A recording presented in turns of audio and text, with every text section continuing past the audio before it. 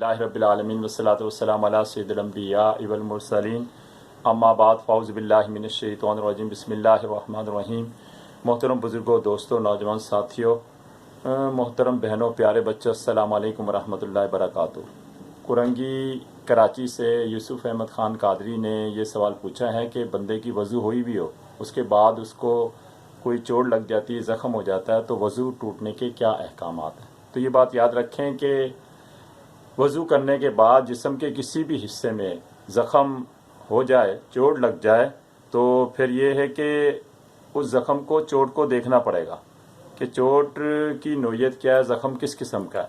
अगर ज़ख़म यानी कि हल्की नोयत का है और उससे खून निकला, लेकिन खून जो है, जो गड़ा है ज़ख़म का, उसके अंदर ही है, चमक रहा है, बाहर नहीं है, गड़े से बाहर नहीं निकला, तो जो है वज़ू नहीं टूटता। लेकिन अगर खून यानी इतना निकला कि गड़े से निकल कर बह गया, थोड़ा या ज़्यादा, तो उससे वज़ू टूट जाएगा।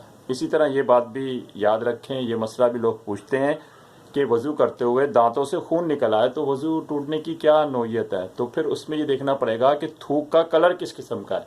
अगर थूक का कलर ज़रा वरा यानी कि रेड है तो उससे जो है ना वज़ू नहीं टूटता। लेकिन अगर वो गुलाबी हो गया, सुर्खी माइल हो गया, रेड हो गया, तो उससे जो है वज़ू टूट जाएगा। मैंने अपनी नाकिस मालूमात के तहत मसला बता दिया, बाकी वल्लाहु आलम, अल्लाह ताला बेहतर जानता है। वमा अलैना इल्लल बलाग। वस्सलामु अलैकुम।